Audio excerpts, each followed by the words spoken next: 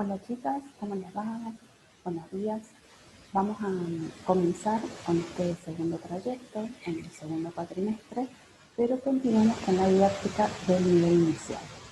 Para este trayecto ustedes saben que tenemos 6 semanas intensivas, he cursado 2 intensivos, así que bueno, les recomiendo que vayan revisando la plataforma y tratando de llevarla al día en la medida de lo posible, con las lecturas y con los trabajos, ¿sí? La entrega de trabajos. Voy a pasar a mostrarles la pantalla. Primero quiero mostrarles acá la plataforma, donde les digo que comenzamos con el segundo cuatrimestre. Acá tienen una guía, un pequeño recorrido de las clases que vamos a tener, de estas 6 clases. Y como ven acá abajo, empezamos o seguimos por el eje 3.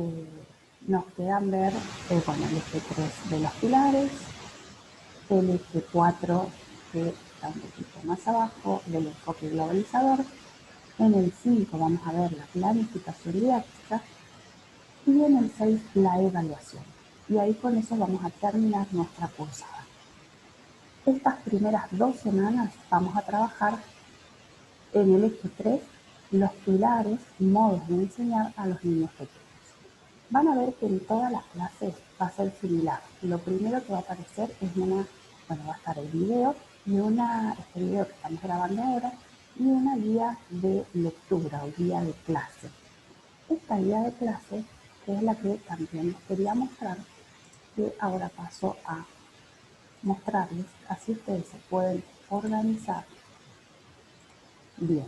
Cada vez que empiece una nueva clase, ustedes van a esta guía de clase, guía de trabajo, y dice las fechas, cuándo es el encuentro sincrónico, en este caso es el próximo lunes, los pasos, ahí está también el enlace para el encuentro sincrónico, los pasos a seguir, bueno, dice mirar y tomar nota del video de la clase, leer el material, realizar las actividades o tareas, participar del foro, todo van a encontrar los insumos en el aula.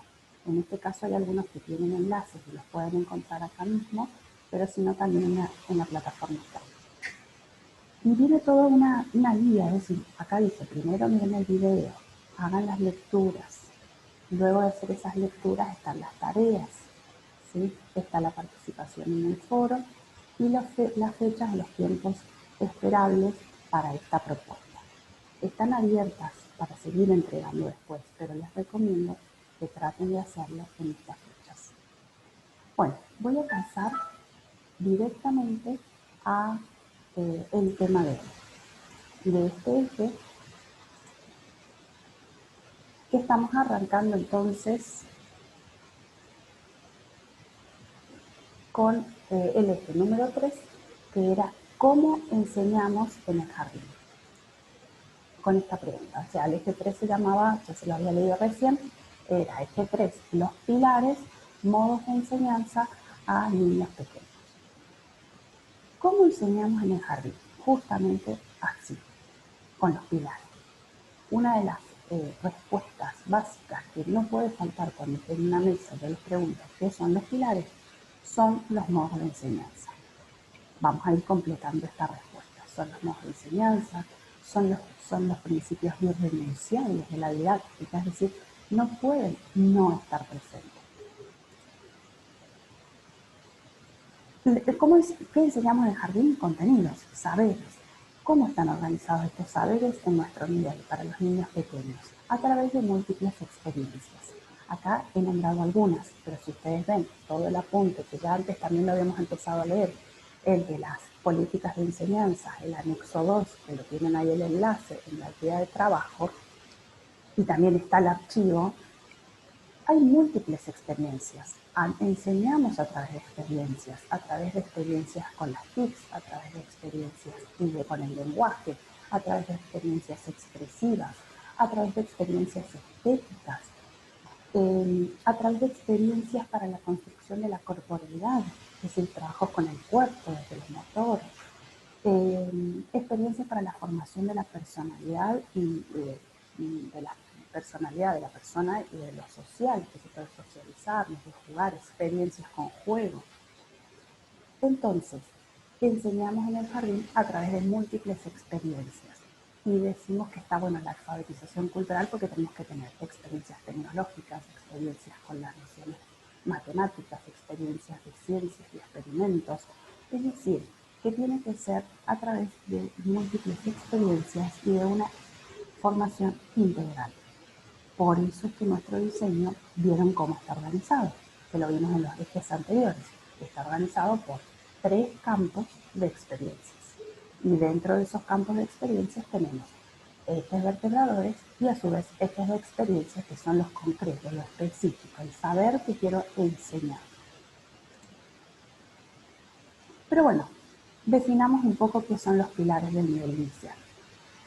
Responden a dos o tres grandes interrogantes, o los interrogantes que siempre nos hacemos.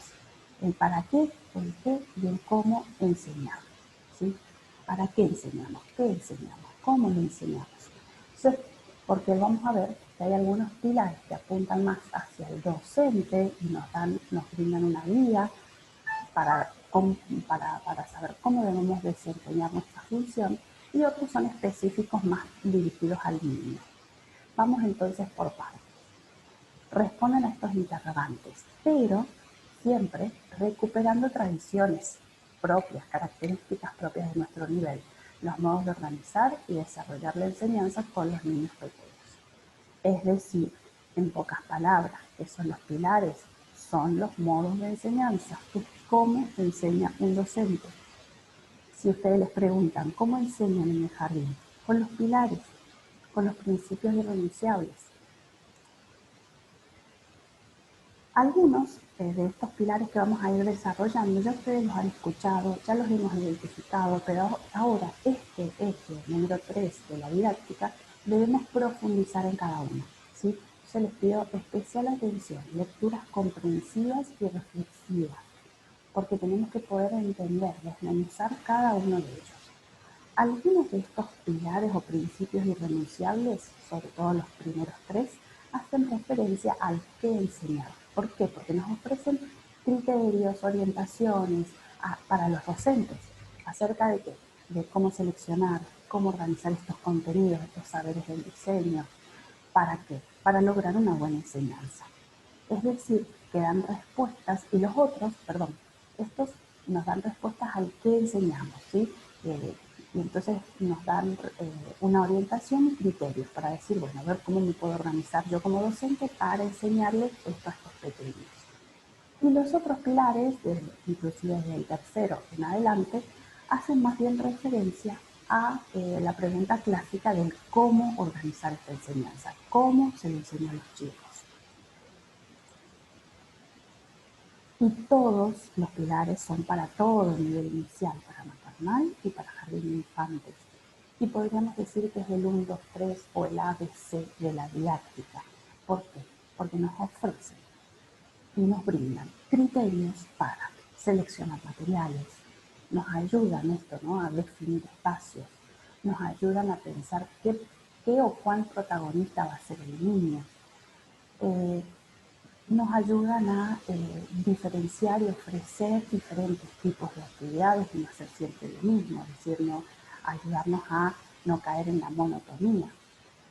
Nos ayudan y nos orientan a seleccionar modos de participación docente, pero también del alumno, ¿sí? Es decir, que son una guía, una orientación, nos ofrece criterios, nos ayudan a tomar decisiones. Como docentes, como futuros docentes, ustedes van a estar siempre, constantemente tomando decisiones. Y estas decisiones debemos tratar de que sean las acertadas. Vamos a nombrar los pilares entonces para que los recordemos. Y vamos a ir profundizando, como les digo, cada uno de ellos. Hoy no vamos a alcanzar a profundizar todos, pero en este eje 3 vamos a ir profundizando. Vamos por los primeros. El desarrollo personal y social y la alfabetización cultural. Estos hacen referencia a las dos claves curriculares que tenemos en nuestro diseño también, ¿sí? ¿Por qué las tenemos como claves curriculares en nuestros diseños? Porque tenemos que partir de acá. Nos orienta a nosotros como docentes. Esto no es que lo vamos a trabajar a los chicos o se lo vamos a enseñar, sino que a nosotras como docentes nos ayuda a tomar decisiones porque tenemos que pensar en un desarrollo personal del niño, en un desarrollo social y en una alfabetización cultural. ¿Qué quiere decir alfabetización cultural? Que va más allá de la alfabetización de leer y escribir. Hace referencia a esto de poder ofrecerle a los pequeños múltiples experiencias. ¿Para qué? Para lograr una educación integral, de calidad. El otro que está muy relacionado con esto que estamos diciendo, esto de la educación integral, hace referencia al principio de globalización y articulación de contenidos. ¿Sí?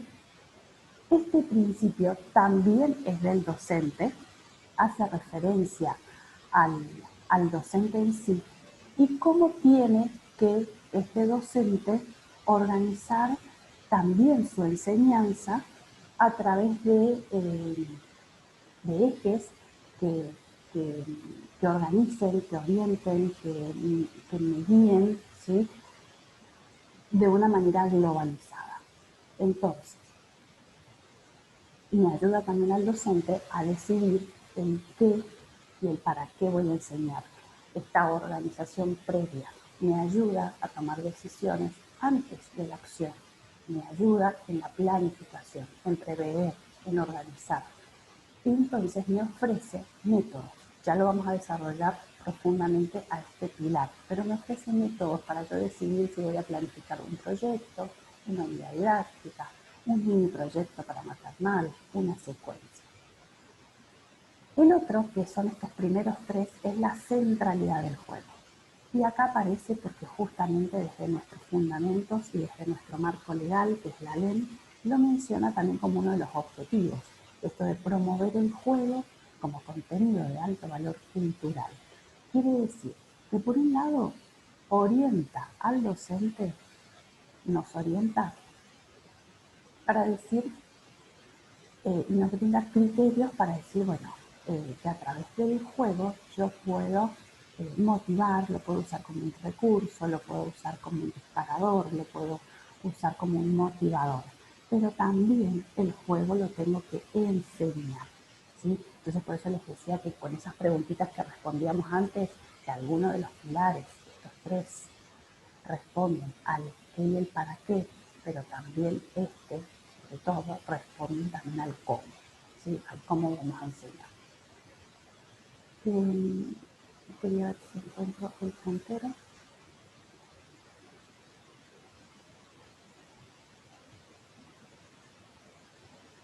Bueno, continuamos entonces con el siguiente.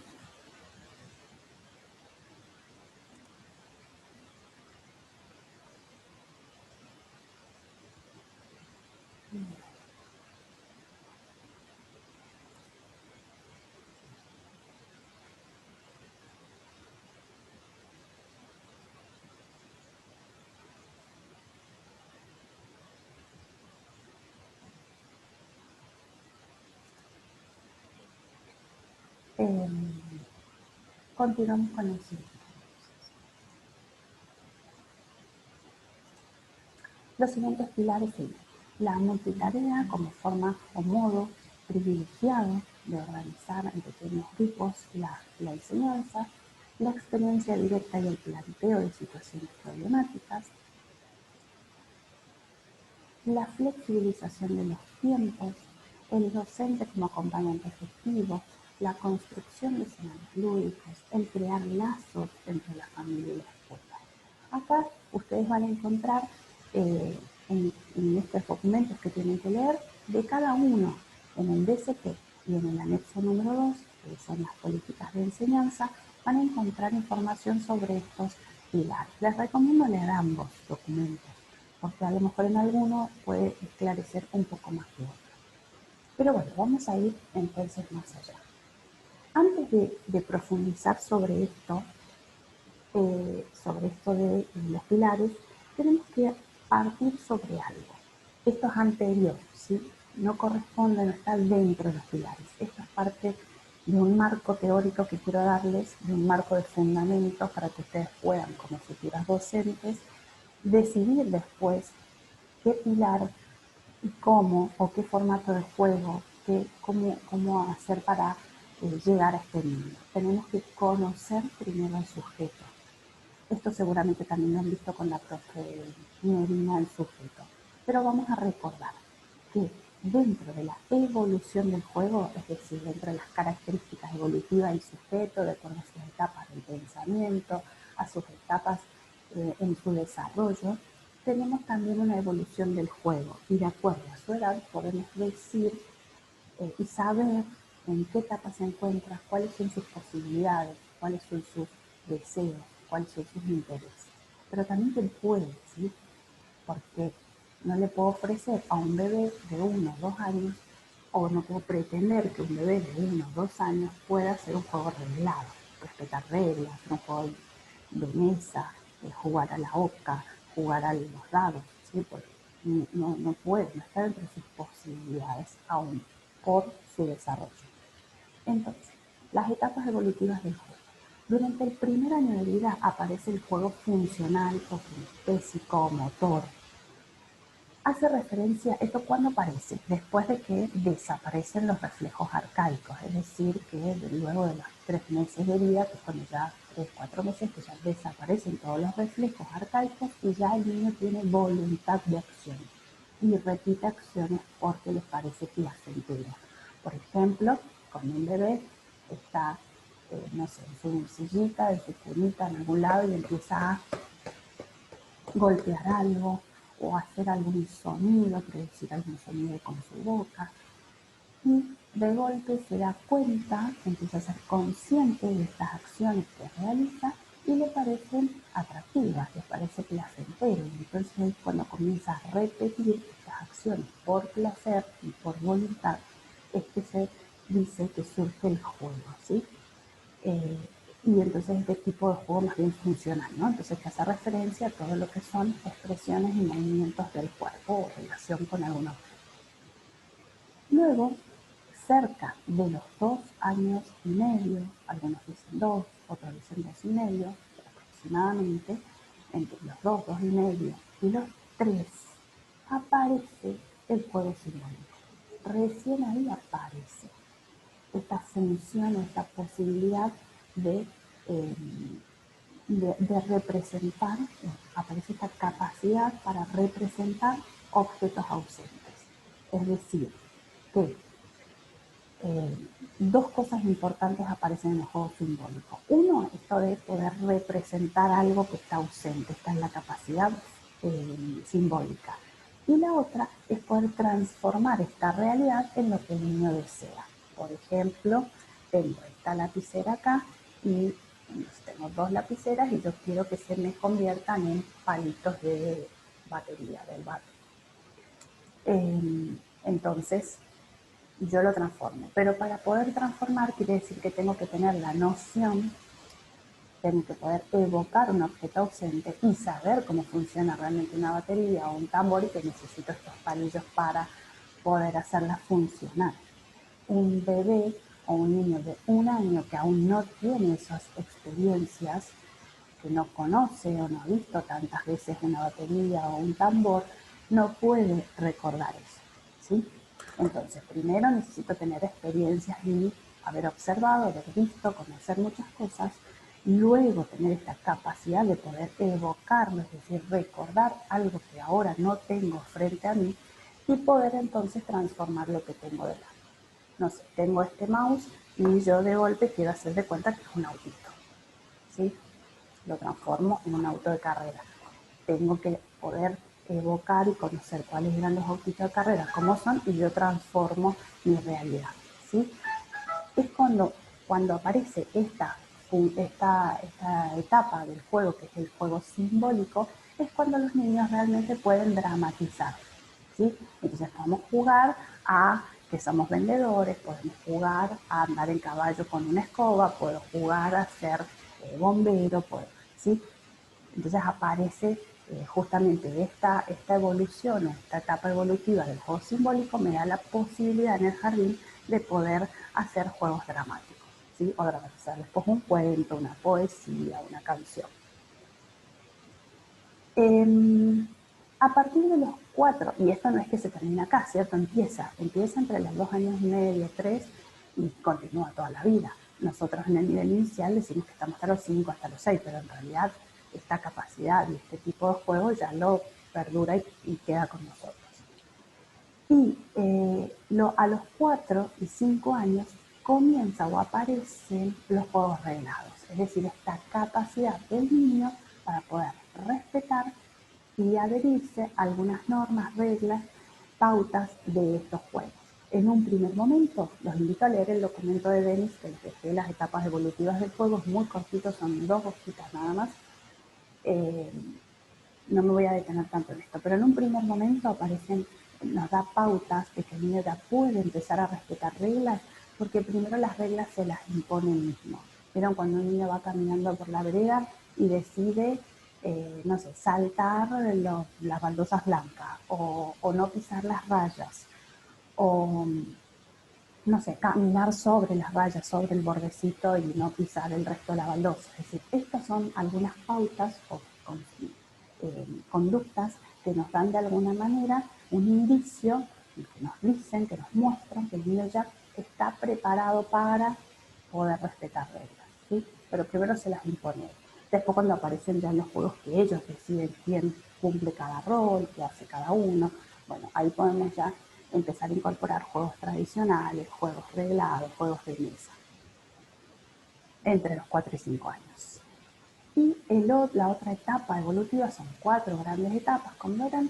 La otra es el del juego de construcción, que está presente siempre, desde el primer año de vida hasta los 5 o 6 años, y continúa, por supuesto.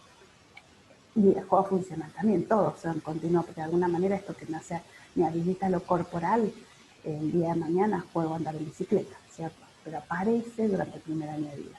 El de construcción también, porque un bebito de 7 meses, de 8, juega a apilar algunos vasitos o tuppers, o esos juegos de torres que son de 2 o 3 torres, o de 2 o 3 objetos. Bueno, ya comienza un juego de construcción simple, que luego, con el paso del tiempo, se va complejizando. Ya después puedo hacer torres más altas, con bloques grandes, después con daquis, con rastis, con cartas, con cosas cada vez más complejas. Y el juego de construcción es riquísimo, porque no siempre tenemos que construir con lo mismo, no solamente con maderitas, podemos hacer con, ya con niños más grandes, jardín de infantes, por ejemplo, con palitos y con bandejas de tergopolis y Texi. O sea, tenemos que lograr que este juego de construcción permanezca, pero ir acompañando el crecimiento, las necesidades, las posibilidades y los intereses del niño. Bien, pasamos entonces, bueno, acá está explicado justamente esto que yo les estaba diciendo. Lo dejo ahí un poquito para que ustedes lo puedan leer. Pero esto es todo lo que dije recién, que no me acuerdo que estaba escrito. Ahora sí, pasamos directamente a los pilares. El primero, entonces, que mencionamos, que hacía referencia a esto del docente, que nos ayuda, nos orienta, nos da criterios para poder lograr una educación integral, ¿sí? Que es las que hacen referencia al desarrollo personal y social y la alfabetización cultural. Y esto es como un poco una simulación de cómo ha sido visto siempre nuestro nivel. En un primer momento siempre se hacía referencia que en el nivel inicial los niños se socializan o se trabaja sobre la socialización y el juego. Luego, en 1995, que lo vimos con el tema de las razones, los fundamentos y la identidad del nivel, hace referencia que en el nivel inicial tenemos 3 grandes ejes de aprendizaje, que es con el juego, el lenguaje y el ambiente. Y justamente estos no estaban fuera, ¿no? Porque hace referencia a la socialización, también está el lenguaje, me socializo a través del lenguaje, a través del juego, a través de conocer este medio donde me encuentro. Y algunos mencionan que hoy nuestro diseño de alguna manera completa, conjuga ambas posturas, y Fraboni y de Zabalza mencionan entonces esto de la socialización, o para ampliarlo y completarlo un poquito más, o desarrollo personal, social, y la alfabetización cultural hacen que el niño pueda tener varias experiencias, múltiples experiencias para lograr esto que deseamos, que es una educación integral. Entonces, nuestras propuestas como futuras docentes siempre tienen que estar bajo esta línea, tienen que guiar esto, tenemos que apuntar a esto, este desarrollo personal, social y esta alfabetización cultural. El principio de globalización y articulación de contenidos, este lo vamos a desarrollar en el próximo eje. Vieron que les dije el eje 4 habla del enfoque globalizador. Pero simplemente decir que este principio, que es lo que nos intenta brindar ejes temáticos, problemáticas, es lo que nos orienta la planificación. ¿Sí? Es decir, deberíamos nosotras pensar nuestra propuesta a partir de esto, de ejes temáticos, de problemáticas, de intereses de los niños, para poder organizar todo este proceso de enseñanza-aprendizaje en una secuencia de actividades. Entonces nos ofrece distintos métodos o estrategias metodológicas que son los proyectos, unidades didácticas, itinerarios o los otros formatos que hay, que ya los vamos a profundizar. Pero hacen referencia exclusivamente entonces a este docente de cómo debe prever y organizar su acción en el aula. El tercer pilar es la centralidad del juego. Y en la centralidad del juego dijimos que ¿por qué el juego? Porque está nombrado desde la LEM como que el juego, debemos promover el juego como contenido de alto valor cultural, el juego se enseña, el juego también se disfruta, pero también se enseña, los niños tienen ya experiencias de juego y pueden hacer juegos libres, pero también debemos enseñarles otros. Entonces, que el juego, el contenido y juego se presentan de alguna manera enlazados, conjuntos, integrados en la propuesta única. ¿Sí? Entonces nosotros tenemos que ofrecerlo así, con distintos grados de potencialidad lúdica. Hay algunos que son más juegos que otros, podríamos decir, que no puede desaparecer esta potencialidad lúdica. Y entonces, dentro de esta centralidad del juego, que es la principal forma que tenemos para llegar al niño, para acercarnos a él y para enseñarle, porque el juego es voluntario, porque es innato en el niño, porque le interesa, nos muestra y nos presenta distintos tipos o formatos, que es lo que está acá. Y eso es lo que vamos a ir detallando ya la otra semana, en la próxima semana, que vamos a trabajar fuertemente en la clase número 2 sobre los distintos formatos de juego. ¿Sí? Así que las invito a que empiecen a leer. La multitarea, esta es una forma privilegiada para trabajar en pequeños grupos. ¿Sí?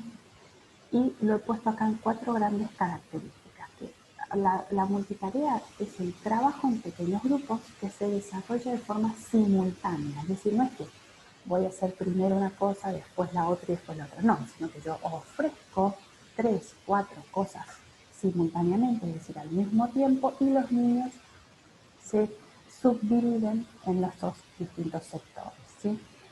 Entonces, hay diversos sectores, no necesariamente tiene que ser siempre en la sala, puede ser en el patio, en una galería, en el hall, en el Zoom. Es una forma, se dice que es organizativa, es la forma organizativa más adecuada porque justamente nos permite respetar a los niños en sus tiempos personales, sus intereses, atender la individualidad y conversar. Así que por ahí con el grupo total, con los 30 a la vez, me resulta muy difícil. En cambio, si yo organizo constantemente actividades y propuestas que tengan esta forma de presentación a través de la multitarea, voy a poder estar más cerca de los niños y trabajar de una forma más individualizada. Ya vamos a ir viendo ejemplos. Se puede trabajar en maternal y en infantil. Otro de los pilares, la construcción de escenarios lúdicos. Tenemos que enseñar construyendo escenarios. Acá lo principal es esta organización y esta presentación previa que hace este docente. Primero, el lugar donde va a hacer esta construcción del escenario, de los materiales que va a elegir, y luego también para qué, ¿cierto? Para que los niños puedan dramatizar o puedan explorar o puedan hacer ambas, puedan dibujar, puedan construir, puedan observar. Es decir, son múltiples las experiencias que nos ofrecen los escenarios lúdicos. Lo más importante está puesto en este diseño del espacio como un elemento curricular a planificar.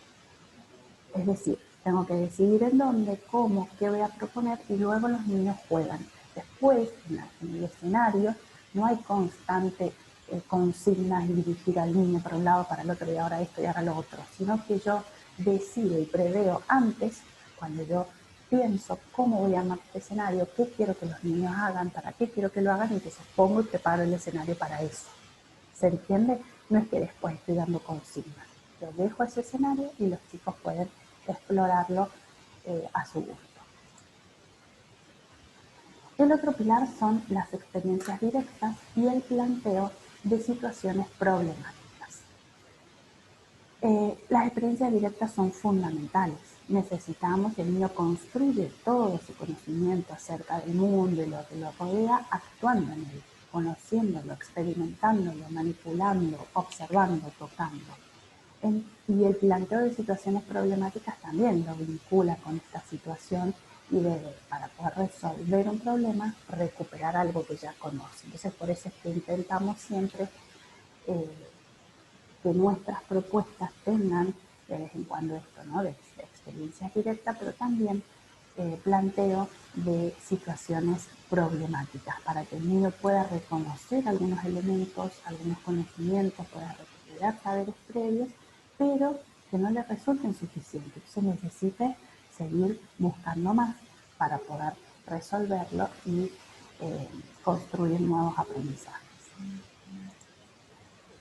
Las experiencias directas son cuando salimos, ¿cierto? Cuando nos vamos de paseo a la granja, nos vamos al barrio, nos vamos a la plaza, nos vamos a algún lugar. O cuando invitamos a alguien al jardín. La flexibilización de los tiempos. Acá, el docente es el que está encargado de organizar la rutina del jardín, las actividades grupales, las actividades cotidianas, las actividades grupales, todo el grupo junto o grupos y sectores separados, multitareas, ¿cierto? Actividades con mayor requerimientos y exigencias de concentración y atención con otras más distendidas. Entonces yo soy el docente que debo organizar esto y prever para no sobrecargar al niño, para no abrumarlo. Actividades de tiempos intermedios, es decir, esto que pasa cuando paso de una propuesta a la otra, qué hago mientras espero, no sé, que todos terminen de comer. O sea, también tengo que tener pensado todos estos momentos y tengo que ser flexible con estos tiempos. Entonces no hace referencia solamente a, por ejemplo, los chicos tenían una propuesta que los niños estén pintando, estén jugando, yo decía que iban a estar 20 minutos o media hora y resulta que a los 10 minutos me di cuenta que la actividad decayó, que ya no les interesa, que están más pendientes de otras cosas, o que alguno ya no está pendiente de eso. Entonces, bueno, tengo que ser flexible. Yo había pensado esto, pero resulta que tengo que ser flexible, ajustar mi planificación, ajustar los tiempos para poder variar y ofrecer otras propuestas. Tenemos que leer sobre este tema. El docente como acompañante afectivo.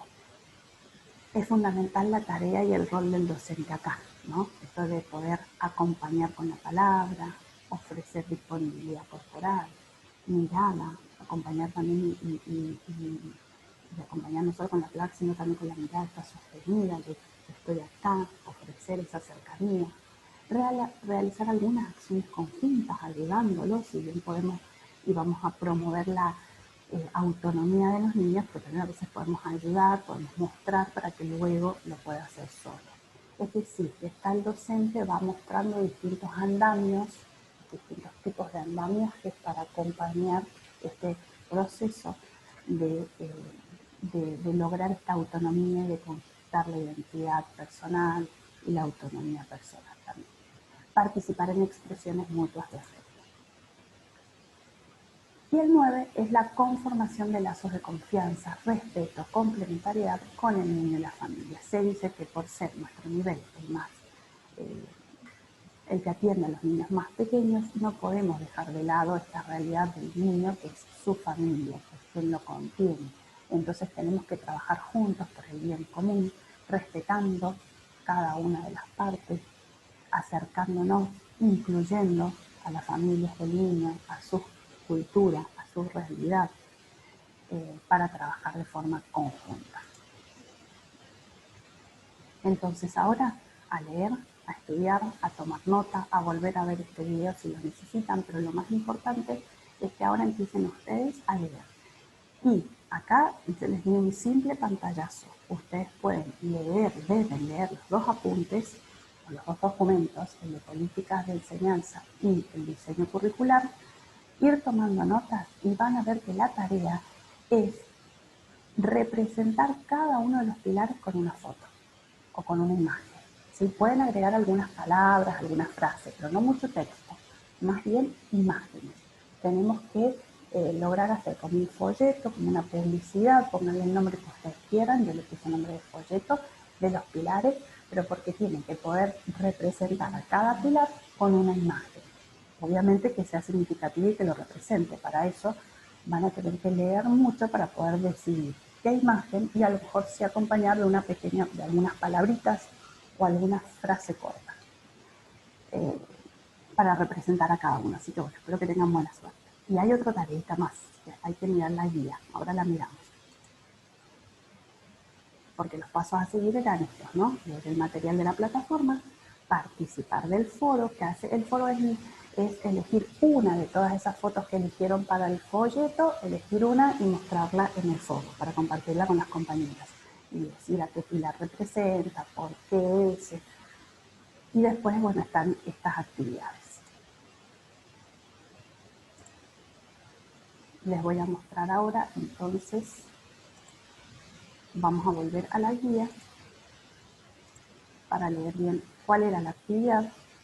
Miren, la tarea, armar en su cuaderno de clases un cuadro de evolución del juego. Cuando dice cuaderno de clases, no dice acá que lo tengan que subir ni nada, porque es en el cuaderno donde ustedes toman apuntes, donde toman notas. Un cuadro con la evolución del juego y pensar ejemplos. Esto que dije yo antes, el juego funcional, el juego reglado, el de construcciones y el simbólico. Anotarlo en su carpeta y buscar ejemplos para compartir cuando el próximo lunes 19 en la clase sincrónica. Luego, la segunda actividad, que esta sí la tienen que subir en la plataforma, dice subir en la plataforma, elaborar un folleto o afiche publicitario sobre los pilares, sobre cada uno de estos que nombré, los 9. Es decir, que mínimo tienen que tener 9 fotos. Tienen que poner qué pilar es, el nombre del pilar, la foto, y si quieren pueden agregar una frase o una palabra que acompañe. Debe mencionar a cada uno, agregarle una foto y una imagen alusiva que realmente explique o ayude a entender de qué trata dicho pilar. Puede agregar ejemplos de propuestas o lo que desee. Claro, también se puede agregar un ejemplo de, no sé, alguien que está, supongámonos en la experiencia directa, alguien que está justo en una granja, por decirlo. Luego de leer el DCP, vamos a volver sobre las páginas 76 al 84 para realizar una síntesis en un cuadro comparativo. Esos modos específicos para maternal, o sea, de cómo enseñamos para maternal, y los modos específicos para jardín de infantes, que hacen referencia principalmente al sujeto, a la edad y su etapa evolutiva, su desarrollo, lo van a hacer en un cuadrito sintético, ¿sí? Y en el foro van a participar sobre cómo enseñamos en el jardín. Eligen una de las mismas fotos que han elegido acá para el folleto y la comparten, la fundamentan, miren bien la consigna, vean en el foro. Así que bueno, las espero, chicas. Un beso.